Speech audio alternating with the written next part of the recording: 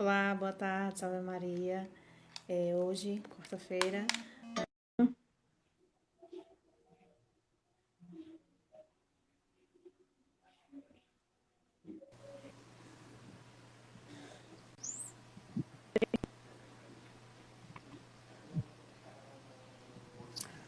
Boa tarde, Boa Samara. tarde, Boa salve tarde Maria. a todos que nos acompanham por este canal de comunicação, né?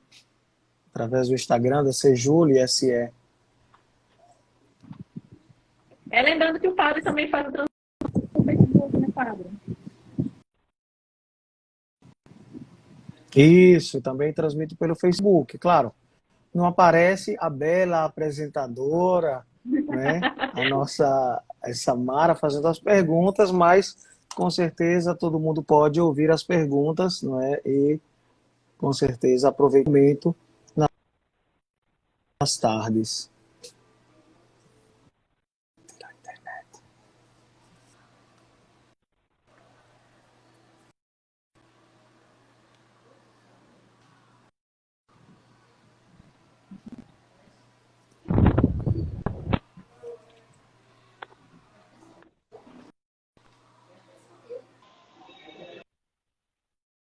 Caso ele me mandar um.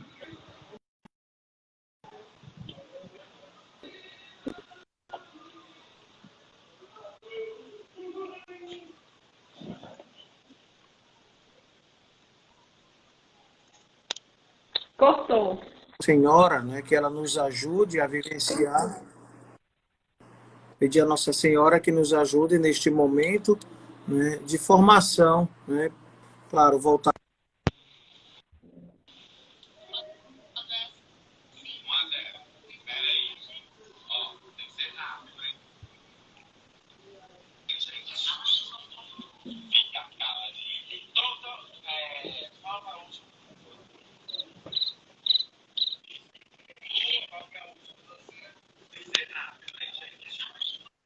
Agora e na hora de nossa morte. Amém. Santa Maria, Mãe de Deus, rogai por nós, pecadores, agora e na hora de nossa morte. Amém. Tá cortando, padre. Eu não sei se é a internet, não sei se é algum problema com a conexão. Tá cortando bastante. Isso, eu percebi aqui, aí eu reiniciei o meu modem, mas eu tô com o 4G, não sei. Me parece que hoje também vamos ter um problema de conexão. Mas vamos tentando, né? Vamos tentando. Vamos começar? Vamos. Essa é uma pergunta que ela já salva, né? E devido à pandemia, a única forma de assistir às missas é pelos meios de comunicação. Pode assistir a missa sem ser ao vivo, porque muitas ficam gravadas, né? Assistir em um outro horário teria o mesmo valor do que assistir ao vivo? Veja, é claro, a gente sabe que é melhor que todo mundo assista ao vivo, mas impossibilitado desta realidade, não tendo uma outra, né? Claro, a gente usufrui da ação e da graça de Deus, não é? Com certeza, participando, não é? Ouvindo as leituras, meditando, ouvindo a pregação, não é? Com certeza a gente cumpre o preceito, mas claro, de preferência que ela fosse participada, assistida ao vivo. Mas como eu disse, tendo em vista a impossibilidade, com certeza, né, não é porque a missa está gravada que Nosso Senhor deixará de vir ao nosso coração, à nossa vida. E esta comunhão espiritual deixará de acontecer. Claro, Deus, né, sempre vem ao nosso encontro, pela palavra, pela Eucaristia, pela humildade de coração de cada um de nós. Então, é nesta experiência que Deus vem ao nosso encontro. Certo. Essa pergunta agora ela foi enviada por Carlos Daniel, né, pelo nosso Instagram. Nós, seres humanos, quando morremos, há o juízo particular e aí se daria o purgatório, céu ou inferno. E Jesus, sendo Deus e homem, o que aconteceu com ele durante os 3 dias em que esteve morto antes da ressurreição? Nós rezamos no credo niceno-constantinopolitano, até complicadinho até para dizer o nome, né, por ser tão grande, né? comumente a gente chama do credo niceno, né? Porque foi do concílio de Niceia e Constantinopla. Por isso que é o credo niceno-constantinopolitano. E então, né, a gente diz, Jesus desceu à mansão dos mortos. Então, quando Jesus desce à mansão dos mortos, e este é o período após a morte de Jesus, né? Sabemos que Jesus morreu na sexta-feira, à tardezinha, né? 3 horas da tarde, provavelmente, depois da sepultura, passou da sexta para o sábado, né? E do sábado para o domingo. Então, nesta realidade, como ele morreu na sexta, né? Então, sexta-feira, sábado e domingo ele ressuscita, né? E então, Jesus, ao descer à mansão dos mortos, este tempo, veja, aqui a gente está preso à cronologia, ao cronos, ao tempo. Né? Em Deus não existe este tempo. Claro, quando a Escritura se falava ao terceiro dia ressuscitarei, ao terceiro dia reconstruirei, né, o templo, toda esta realidade, fala em relação a nós, para quem tem tempo. Mas em Deus não existe tempo. Em Deus é eternidade. E então, Jesus, né, com a sua morte, ele desce à mansão dos mortos. A mansão dos mortos era onde estavam todos aqueles que haviam falecido antes de Jesus, né? E então, Jesus foi fazer o que na mansão dos mortos? Resgatar os justos. Foi lá para resgatar o primeiro homem e Eva, que pecaram e foram expulsos do paraíso, mas numa forma de amor, de dedicação. E depois, porque a morte de Cristo, dada da eternidade, o céu estava fechado, né? Como nós sabemos, né? Depois que Adão e Eva foram expulsos, o Senhor colocou, né, os querubins na porta do paraíso para que ninguém pudesse entrar, nem Adão e Eva realmente pudessem retornar àquela plenitude de Deus, porque, né, Adão e Eva quebraram, romperam a aliança com Deus, o amor de Deus, né? Então Jesus desce à mansão dos mortos, abre para nós o paraíso. Então este tempo, entre aspas, que nós humanamente falamos, em Deus não existe. Então, Deus vai à mansão dos mortos, Jesus, né? Em corpo, alma, divindade, totus Christus, o corpo, né? Jesus desce à mansão dos mortos, resgata a todos e abre a possibilidade do céu, da vida eterna. Então, esta é a realidade que nós contemplamos na ressurreição dos mortos, na ressurreição de Jesus, melhor dizendo. Certo. Essa pergunta ela foi enviada também por uma irmã aqui de Campo do Brito, e aí ela sempre nos acompanha, inclusive está aqui acompanhando a live agora, né, José Hilde, está nos acompanhando. E aí ela disse que viu um vídeo do Padre Jonas e Padre Fábio de Mello, que falava de um CHEP 666. E aí ela queria que o senhor explicasse um pouco sobre esse assunto. Veja, o 666 é o número da besta, né, que nos traz no livro do Apocalipse, a interpretação no livro do Apocalipse, né, diz que aqueles que são reféns da besta, né, do dragão, da serpente, do mal, trarão na sua fronte o número da besta, que é o 666. Né? Então, é o sinal do mal. A gente passou um tempo, né, eu lembro, antes do ano 2000, né, tinha uma onda de questão da nova era. E se falava muito, tudo é nova era, New Age. Era tanta realidade que o povo falava e dizia que a gente traria estes números. Né? Quem fosse do mal, do maligno, né, traria o número da besta. E quem não fosse, traria um outro número. E eu lembro até que as empresas tinham feito os códigos de barras para os produtos, né? E o povo dizia que a gente ia ser marcado na testa. Né? Já passou 20 anos do ano 2000, e isso com certeza foi muito antes, e a gente não tem sinal nenhum. O sinal do cristão é o sinal indelével que ninguém apaga do nosso batismo. Né? Então, nós trazemos a marca do Cordeiro, que é a marca do batizado, né? A marca de pertença a Jesus. Mesmo aquele que foi batizado, né, se renega a Cristo, e faz a sua opção por aquela realidade que não é Deus, com certeza trará no seu íntimo a marca, né? Não vai cancelar a marca de Deus, mas vai impor em si uma nova marca de pertença não mais a Deus, mas aquilo que não é Deus. E se a gente não está em Deus, está no inimigo de Deus, que é o diabo.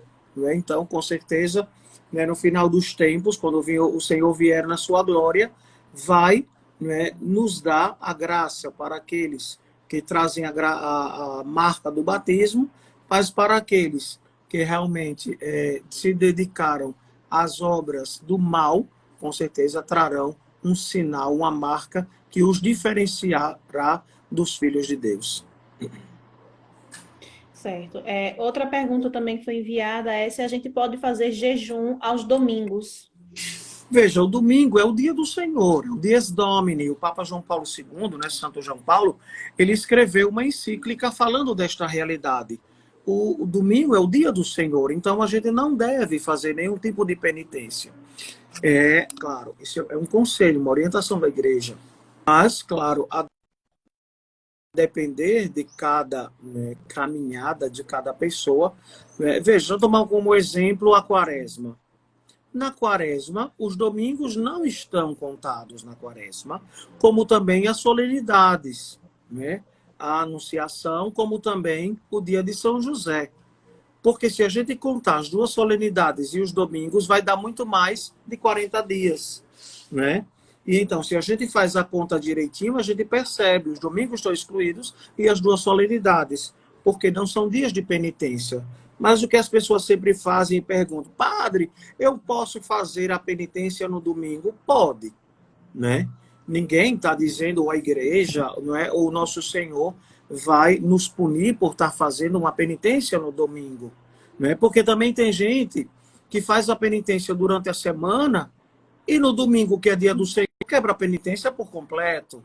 Já vi casos de pessoas dizerem assim, vou fazer a penitência de cerveja, né? Chega no domingo, enche a cara de manhã, de noite, fez penitência? Não fez, né? Principalmente porque durante a semana não toma cerveja. Aí é querendo burlar, né, a si mesmo, porque a Deus a gente não burla, né? Então, são coisas e coisas. Então, você pode fazer a penitência no domingo? Pode, não é aconselhável, mas pode, né? Se o pedido e a graça que você quer alcançar exige de você, né, um maior afinco, né, uma maior realmente penitência, faça, né? Mas sempre, né, pedindo a Deus a graça, tendo um motivo sério, né, para uma mudança de vida, porque toda e qualquer penitência visa uma santidade de vida. Então, não é fazer penitência por fazer, mas eu tenho que colocar um propósito diante de Deus e da minha pessoa para quê? Para ser mais perfeito, ser mais santo. Certo. A outra pergunta também estava lendo um livro e surgiu os termos Missa de São João Paulo VI e Missa de São Pio V. O senhor poderia esclarecer quais as diferenças entre elas? Aí são mais a questão das reformas litúrgicas, né? Então, um determinado tempo, né, a igreja celebrou com um tipo de missal e de ritual próprio. E, com o passar do tempo, foram adotados, né, e foi feita uma reforma litúrgica. Claro, é outra realidade, né? Para um tempo de uma live, de 1 hora, são temas os quais a gente não consegue, né? Como uma pergunta que vai surgir mais adiante, a gente já sabe, né? E a da semana passada, não estou esquecido, em relação, né, à hierarquia dos anjos, né? Eu já preparei o material direitinho e a gente vai gravar para colocar à disposição, né? Então, não é tão fácil dizer quais são as diferenças. Não é, essa missa era de costa para o povo, de frente para o povo, era em latim, não é em latim. Não é isso. A diferença é o rito. A diferença é o missal, com a forma que se celebrava. Todas elas são ritos romanos, né? Ainda hoje, a missa, no ritual, no missal de Pio V se celebra, né? Aqui em Aracaju nós temos uma paróquia, claro, agora está suspenso, né, por causa do período da pandemia, mas na paróquia Jesus Ressuscitado, com o padre Genário, ainda se celebra. Só que às vezes as pessoas não entendem. Veja, a língua da igreja oficial é latim. Todo documento, né, de nomeação, tudo é escrito em latim. Outra realidade, né? Os missais, eles representam a história e um tempo da igreja. Quando a igreja diz, celebrava de costa para o povo, não é verdade. Não se celebrava de costa para o povo. É porque toda a igreja, veja, toda a igreja tinha o altar, o fundo do altar, voltado para o oriente, para o nascente, onde o sol nasce. Então, o padre estava voltado para onde o sol nasce, que era a expressão do Cristo.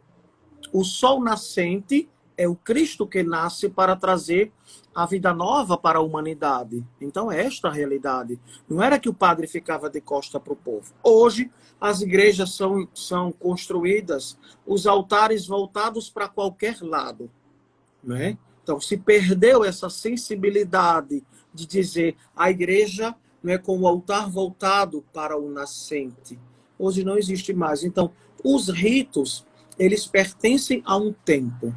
Claro que hoje a gente pode celebrar a missa em latim, a missa cantada gregoriana, e é muito bela, né? Eu gostaria realmente de ter esta capacidade, né, de ler bem o latim. Eu não sou, né, nenhum latinista capaz realmente de celebrar, mas eu vejo muito bonito, é uma expressão da igreja, num tempo. E claro, para que o padre possa celebrar com este rito, né, desde Pio XII ou Pio V, né, o que tem que acontecer? Tem que ter um público capaz de acompanhar o rito, porque senão o padre não deve celebrar. Por isso, na Arquidiocese de Aracaju, só temos uma paróquia que celebra, creio eu, né? No meu conhecimento, só sabia de uma paróquia que celebrava, né, no ritual, né, de Pio V, viu? Isso, Isabelle está dizendo a missa tridentina, é isso mesmo. Isso. Aí tem outra pergunta. Diante dessa pandemia, que não tem prazo, né, para cessar, como fica o trabalho pastoral da família depois do distanciamento social? Depois do distanciamento. Ou com o distanciamento, eu acho, né? Eu acredito que seja com o distanciamento. A gente realmente está de mãos atadas, né? Mas o que a gente pode usar é dos meios de comunicação, né? A gente tem o telefone, tem o WhatsApp, tem uma videoligação, né? Tem tantos modos que a gente pode estar perto, né, daquelas pessoas, não é, que estão tão distantes. Às vezes tem uma senhorinha da Legião de Maria, ou até do Apostolado da Oração. O que é que a gente pode fazer? Estar próximo, fazendo uma ligação, né? Claro que às vezes ela não sabe nem atender um telefone com uma videochamada. A gente sabe, é dificuldade, não é? Então, se por acaso você conhece alguém da família, né, liga primeiro: oi, fulano, eu quero fazer uma videoligação para falar com essa senhorinha, eu estou com saudade dela. E isso é muito importante, né? Ligar para os amigos, que Facebook, que Instagram chega para todo mundo, não chega não, né? Muitos idosos estão abandonados, né, privados da sua família, e nós, como igreja, podemos estar tão próximos deles, né? Então é a hora também da gente usufruir desses meios, né, de comunicação, né, para que a gente aprenda mais, para que a gente esteja mais próximo, para que a gente seja essa presença de Jesus, é se reinventar, né? Ninguém tem como é que se diz, uma receita, né? Mas a gente tem, né, esta possibilidade, né, de estar próximo daqueles que nós sabemos que estão, né, sozinhos, desamparados, né? Essa semana eu estava dizendo, né, poxa, eu tenho que ligar para algumas pessoas lá da paróquia, né? Porque, claro, a gente vai sabendo notícias, as pessoas estão tristes, estão angustiadas, veem pela televisão, mas é difícil, né? Não é tão fácil a vida, né, de quem pelo menos ia na padaria, que via os amigos, ia para a missa, e agora não pode ir nada. Então é muito difícil, né? Para quem é mais jovem, até a gente, de um certo modo, pelas redes sociais, a gente vai levando o barco. Mas para quem não é deste tempo, então fica sempre muito difícil. Isso acaba sendo mais fácil de lidar, né? Para quem é mais jovem, tem mais facilidade com esse acesso, né? Isso, com certeza. É. JP, João Paulo, ele mandou uma pergunta. Padre, existe algum material disponível para que possamos aprender a acompanhar? O senhor falava da missa, né? A da missa tridentina, dos rituais. Existe sim. Existem os missal, não é? O missal em latim, não é? Que está nas livrarias, na Paulos, Paulinas, né? Ou também tem algumas, o site Salve a Liturgia, né? Eles têm algum material próprio para acompanhar estas missas, viu? Então, basta buscar um pouquinho, né? Também existe para a missa só latina, não é, digamos, não a nossa missa hoje romana em latim é mais fácil de acompanhar, né? Não sei se no site e liturgia, né? Mas tem um outro também, e breviari. Eu acho que no site não, no aplicativo de celular e breviari, com Y no final, eles têm, né, a missa em latim. Então você pode acompanhar. Eu tinha, quando eu estudei em Roma, a gente comprou um livrinho que no mesmo livrinho pequenininho tem a missa em 8 idiomas, inclusive latim. Era latim, italiano, português, inglês, francês, alemão, né? E eu acho que sueco, suíço, não sei, coisa assim. Então, para a gente era mais fácil, porque ia vendo, né, e conseguia acompanhar a missa. Mas, para estes rituais próprios, né, a gente tem um livro direcionado, né, e em algumas edições tem a tradução. Né? Você consegue uma coluna no latim e a coluna junto em português para você também ter esta noção do que está sendo celebrado, do que está sendo dito. Né? Por quê? A gente praticamente hoje não se estuda mais latim nos colégios. Né? Só para quem realmente faz um nível superior e estuda o latim. Tá certo? Mas, do contrário, né, precisaria realmente pegar um livro capaz de acompanhar a missa. Cristi está Isso, para perguntando, encerrar o Marco. assunto, né? Qual a paróquia hoje da Arquidiocese que celebra a missa tridentina? Então, é na paróquia Jesus Ressuscitado, com o padre Genário. Pronto. Aí outra pergunta que temos aqui. O que fazer se os feriados santos forem antecipados, né? Como a igreja pode se colocar diante disso? Que a gente viu, né, recentemente, agora que está começando essa de antecipar os feriados, né? Para nós católicos, não faz diferença nenhuma. Né? Isso nós estamos percebendo, são modos que o governo, a prefeitura, né, os estados estão fazendo para que o povo permaneça em casa. Para nós católicos, a data não sofre nenhuma alteração. Então, o dia de Corpus Christi vai ser Corpus Christi. Para nós católicos, não vai mudar em nada. É porque, para o governo, é um feriado. Para nós católicos, não é feriado, é dia santo. Eles tiraram o feriado. Ou seja, para nós celebraremos, se eu não me engano, julho, né? 11 de julho ou junho, agora me fugiu. Vamos celebrar no mesmo dia. Ou não. E alguns padres brigando porque mudaram isso e aquilo. A gente não mudou nada. A igreja não mudou nada. Isso, 11 de junho vai ser o dia de Corpus Christi. Então, nós, Igreja Católica, celebraremos Corpus Christi no dia 11 de junho. Se a gente já puder celebrar com a igreja aberta, que eu acho impossível ainda, né? Mas a gente vai fazer um dia de adoração pelas redes sociais. Vamos fazer um dia de louvor, de adoração, né? De realmente culto à Sagrada Eucaristia. É Jesus presente nas espécies consagradas. O dia de São João foi modificado. Aí o povo, vamos acender fogueira. Que besteira. O nascimento de João Batista, solenidade da igreja. Celebraremos dia 24 a solenidade da igreja. Aí depois fazem a brincadeira, né? Só não antecipou o Natal porque Papai Noel é de grupo de risco. Outra besteira, né? É porque, assim, Outra besteira que o infelizmente, povo fica. infelizmente a gente sabe que a sociedade, né, tem muito isso de não diferencia muito, não sabe separar o dia santo de um feriado. Então, vão muito pelo Isso feriado, mesmo. não pelo É isso significado do mesmo. dia, né? Isso mesmo, Samara. Né? E o que nós católicos precisamos primar na vida da gente é o que é um feriado santo para a Igreja Católica. Né? O que é este dia para ser santificado? Se eles trouxessem o dia de Nossa Senhora Aparecida, a gente ia celebrar em outro dia? Não, dia 12 de outubro, celebremos do mesmo jeito, se por acaso eles inventarem de antecipar. Não. O feriado, que é um dia santo, continuará sendo o seu dia e a igreja vai celebrar com muito amor e dedicação. Vamos lá, né? Chegamos na penúltima pergunta, né? Que aí já vai entrar um pouco na última pergunta, que é aquela que você falou que tem muito a ser discutido, né? Muito a ser explicado.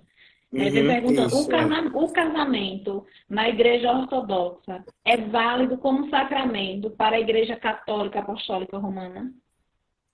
É sim, né? É sim. Porque existe a Igreja Católica Apostólica Romana, a Igreja Católica Apostólica, a Igreja Católica Ortodoxa, que está em comunhão com Roma. Né? Existe essa pequena diferença. Porque também existe, né, uma rama da Igreja Ortodoxa que passou um tempo que rompeu com Roma. E então a gente tem essa pequena, né, digamos, separação. Somos católicos, né? Todos nós, mas a questão é o primado do Papa. Né? E aqui a gente já vê, né, esta primeira diferença, né, e a gente vai percebendo, ó, veja, toda a caminhada do Papa João Paulo II, né, para ir ao Oriente, ajudou bastante, né, para que as igrejas católica e ortodoxa caminhassem. Então, o casamento pode, o casamento tanto ortodoxo tem validade para a nossa igreja católica. A questão, né, e assim, o casamento católico só pode ser realizado dentro da igreja, Silmar está perguntando. Veja, isso é uma orientação de cada bispo de cada diocese, viu, Silmar? Na nossa arquidiocese de Aracaju, né, o último decreto, né, que foi realizado ainda por Dom Lessa, nosso bispo emérito, é que todo matrimônio deve ser celebrado num templo católico. Então, somente a igreja católica, né, o casamento católico pode ser realizado. Então, voltando, né, a essa realidade, né, então, a igreja tem caminhado com a igreja ortodoxa para que todas as denominações ortodoxas possam viver esta harmonia e unidade, que é muito importante, né? Nosso Senhor disse que todos sejam um. Então, é essa a realidade da igreja, né? Então, o casamento ortodoxo e o casamento católico têm, né, o mesmo fim, a mesma meta e, claro, eles são aceitos tanto lá como aqui. Isso. Aí a gente entra agora, né, na última pergunta, que é justamente qual é a diferença entre a Igreja Católica Apostólica Romana e a Igreja Católica Ortodoxa. Então, a gente pode trazer alguns pontos. Eu elenquei aqui 10, né, que a gente pode perceber como pequenas diferenças. A gente sabe que os apóstolos foram enviados. O Senhor disse, né, ide, e a gente ouviu no domingo, no Evangelho, não é, da missa da Ascensão do Senhor, quando Jesus disse, ide por todo o mundo. E então os apóstolos foram por todo o mundo. E com isso, né, gerou uma pequena diferença no rito, na celebração. Né? Inclusive, né, nós temos algumas diferenças nos paramentos. A Igreja Ortodoxa não usa a casula como nós utilizamos.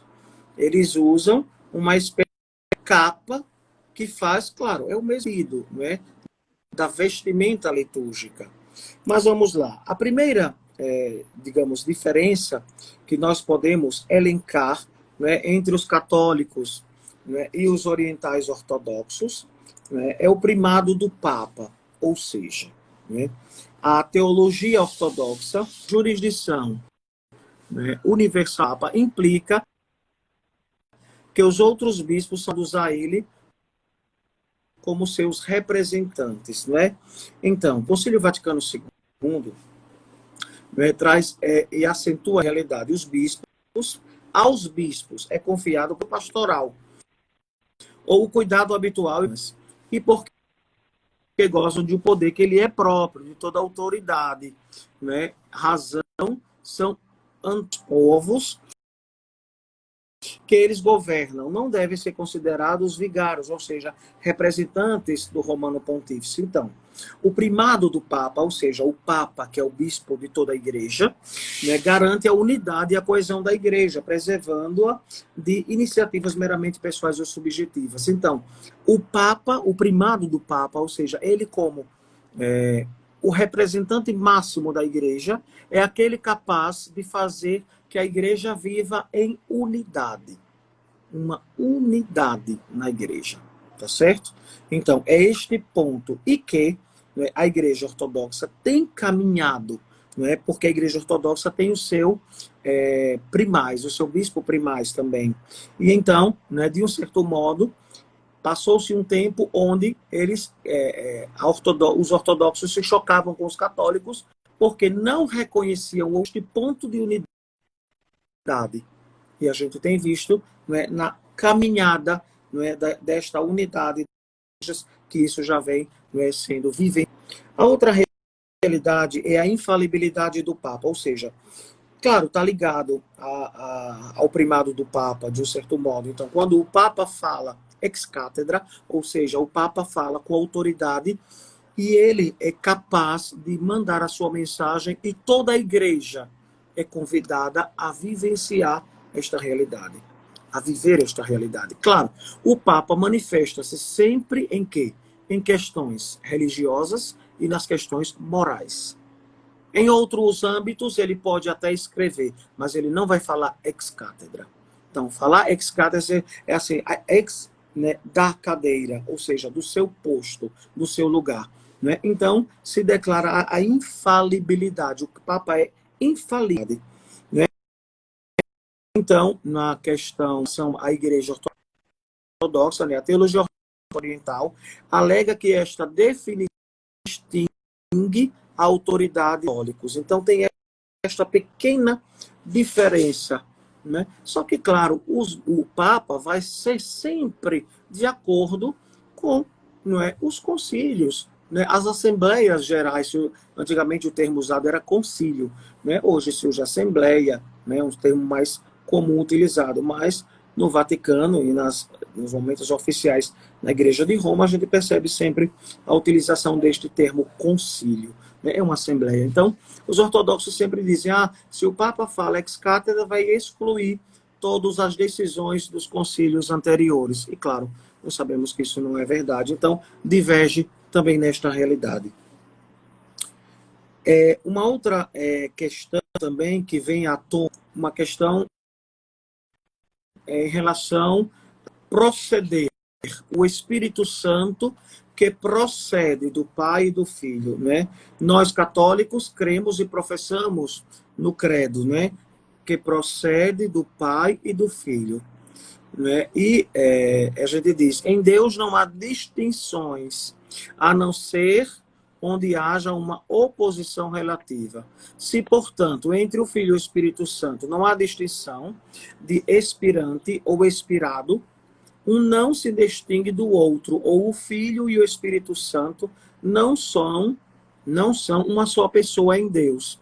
Verdade é que Jesus, no Evangelho de João, capítulo 15, versículo 16, diz que o Espírito procede do Pai.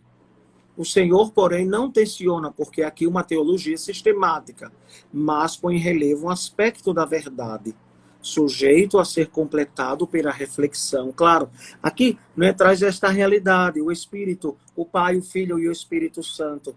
Né, este proceder, né, procede do Pai, ou seja, são enviados pelo Pai, mas não no sentido, né, de aniquilar a pessoa do Espírito Santo, mas dizer que nesta unidade do Pai com o Filho, o Espírito Santo é enviado. Do mesmo modo, como nós percebemos, né, a ação do Pai quando cria, que é a ação do Filho, do Espírito, a ação do Filho quando é encarnado, quando redime a humanidade, é a ação do Pai e do Espírito Santo. O termo latino, né, dizer que procede, né, ou seja, filioque, é um termo do latim que quer dizer e do Filho, rezado no credo, quando fala do Espírito Santo, ou seja, que procede do Pai e do Filho. Os orientais, eles preferem dizer que o Espírito Santo procede do Pai através do Filho. Veja, é uma questão de interpretação, não é? É o que pode ser conciliado com a posição dos orientais. Claro, veja, são pequenas divergências de palavras, mas o sentido, né, com certeza diz esta realidade, né? Vamos à outra. Né? Os ortodoxos também, né, os orientais, não tiveram dificuldade para aceitar o purgatório, né, no século XIII. Em 1231 e 1232, né, Georges Bardanes pôs a impugnar o presumido fogo do purgatório, pois, na verdade, não há fogo no purgatório. Os teólogos orientais subsequentes apoiaram esta ação muito justificada por Barnades, mas nem por isso negaram o estado intermediário entre a vida terrena e os bem-aventuranças celestes para as almas. Ou seja, a questão aqui, né, é dizer que no purgatório haveria fogo. Então, veja, os estudiosos muitas vezes são muito meticulosos, né, em definir, em colocar dentro de uma caixinha e dizer, é isto. Claro, a gente não tem as certezas 100%. Né? Quando a gente fala de Deus e das coisas de Deus, nós utilizamos da palavra. E nós católicos da palavra e da tradição da igreja. E então, muitas vezes, né, na reflexão dos padres da igreja, né, e de todos os outros que vieram estudiosos depois, a gente vai percebendo pequenas divergências. Mas, novamente, aqui, né, uma colocação que realmente, né, nos faz refletir. É um lugar de purificação. Claro, o fogo purifica, a água purifica, né? Mas nós não temos esta certeza. Sabemos que o inferno é a ausência de Deus, que é um lugar de tormento, né? E assim a gente pode dizer que o inferno é um lugar, né, do fogo, né? Um lugar onde, né, a alma está danada.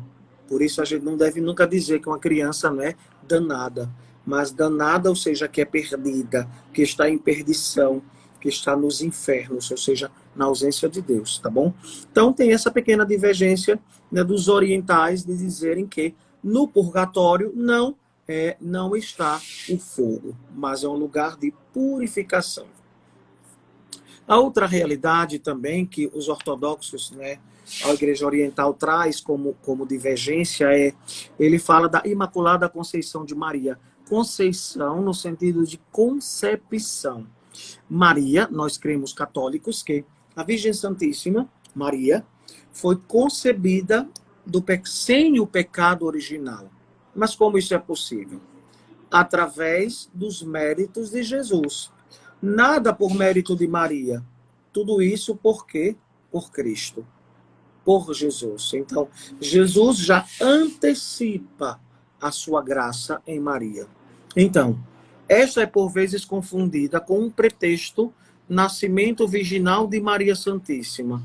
Santa Ana teria concebido sua filha sem a colaboração de São Joaquim, que não é correto, já que tal concepção virginal carece de sólido fundamento. Também a Imaculada Conceição é posta em dúvida pelos orientais. Ocorre, porém, que a literatura e a liturgia dos ortodoxos enaltecem grandemente a total pureza de Maria, professando a mesma coisa que os ocidentais, ao menos de modo implícito, sem chegar a formular um dogma de...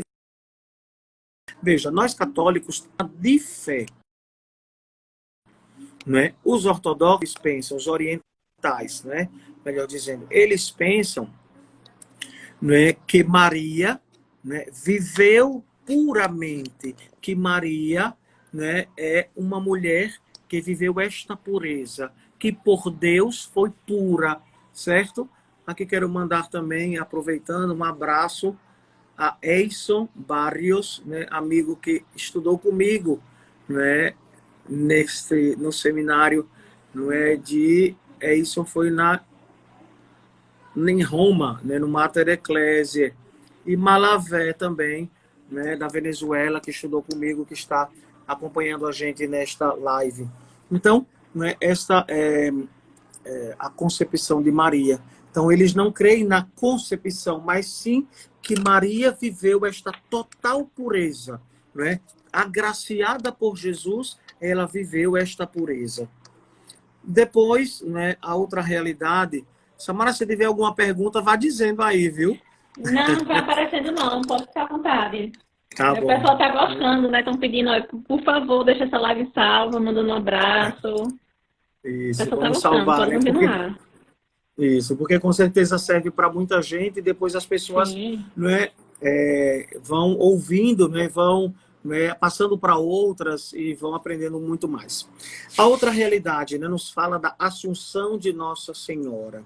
Também nós católicos, né, orientais, nós cremos que Nossa Senhora, após a sua morte, né, ela foi levada ao céu em corpo e alma. Ou seja, Maria teve o seu corpo glorificado imediatamente à sua morte. Por quê?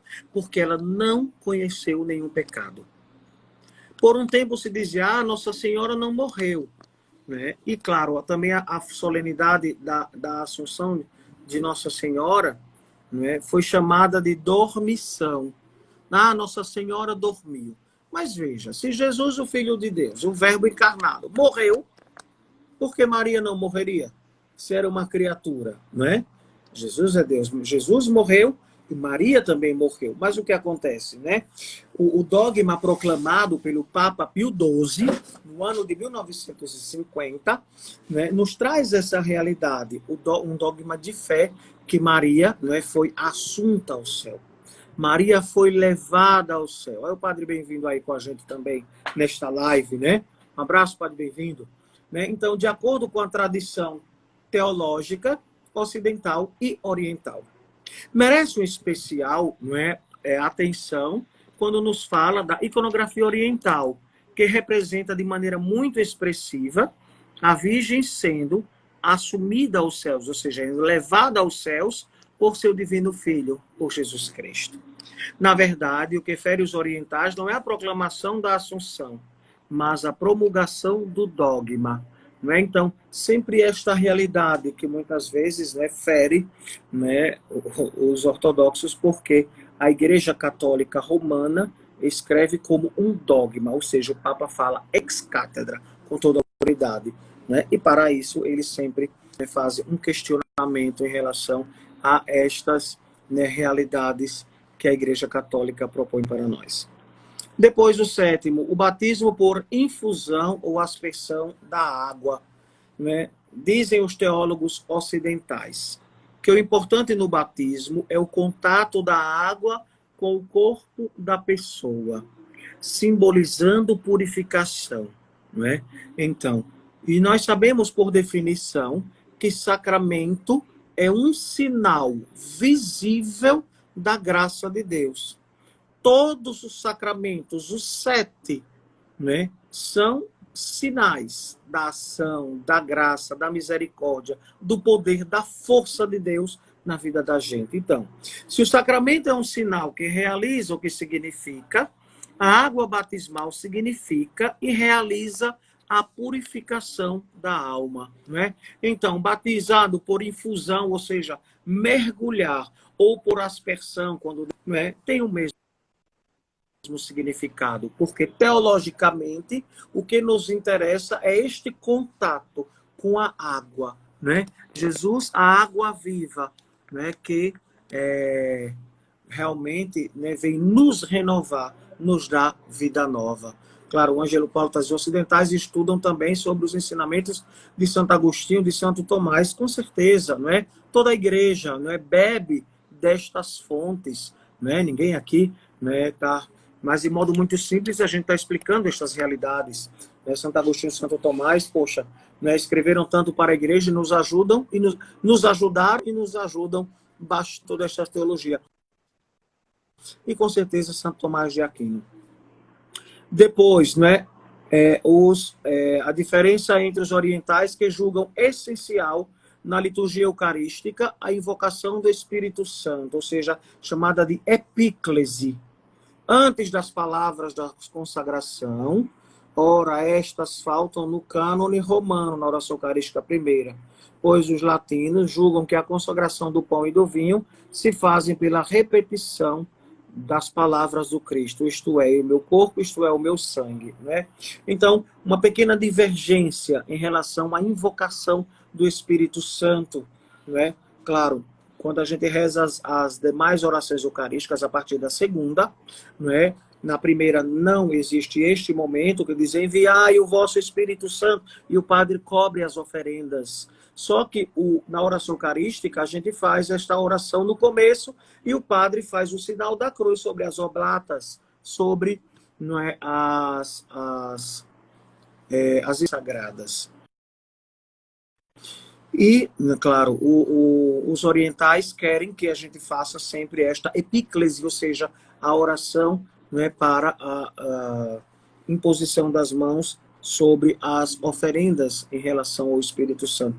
Veja, a gente vai percebendo que são pequenas divergências, né, que realmente no diálogo, no amor a Jesus, tudo isso vai, né, caminhando, né, para a uma realidade que se afina, né, que vive plenamente esta ação de Deus na vida, não é, da igreja.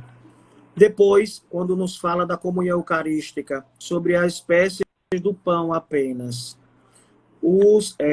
a gente percebe que os orientais, eles dão a comunhão sempre nas duas espécies.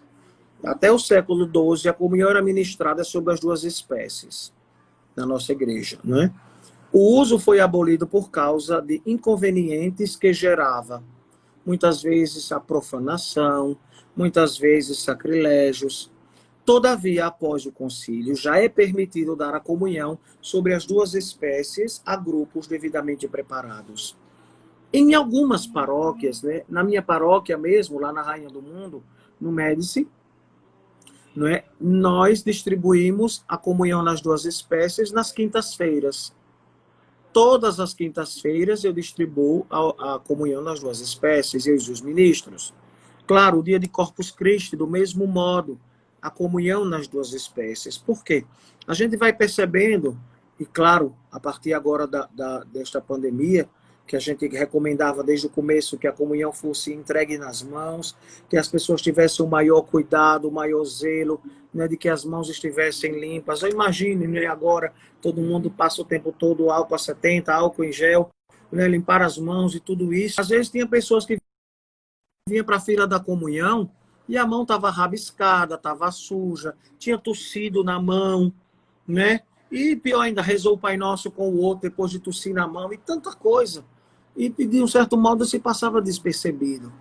Claro, para nós padres, quando a gente vê uma mão que vai receber a Eucaristia e está toda rabiscada, eu nem dava comunhão na mão. Eu forçava a pessoa a receber na boca.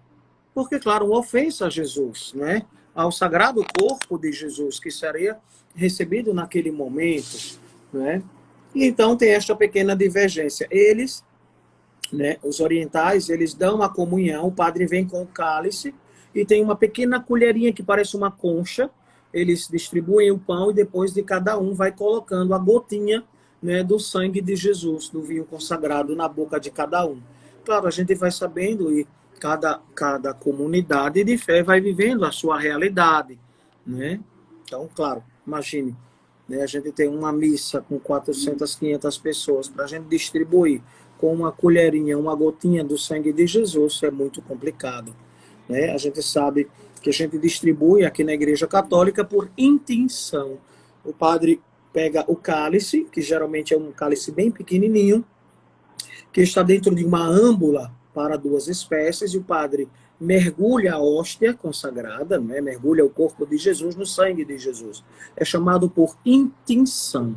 Então, o padre intinge a hóstia consagrada no sangue de Jesus e dá ao comungante, que tem que receber na boca. Tem que receber na boca. Não é? E aqui o cuidado, geralmente eu coloco o sanguíneo que está na minha mão sempre passando do cálice para que não caia nenhuma gota do sangue de Jesus no chão. Né? Por isso, os coroinhas deveriam ter aquela bandejinha para acompanhar o padre na comunhão, principalmente na comunhão nas duas espécies, para que o sangue de Jesus não caia no chão, né? Provocando assim um sacrilégio. Tem outras diferenças em relação... Vamos uma que chama muita atenção, né? A hora também já está avançada. Tá, Né? Em relação à unção dos enfermos. Temos 5 minutinhos. 6 minutos, né? 6 minutos de um 6 minutos, isso. Então,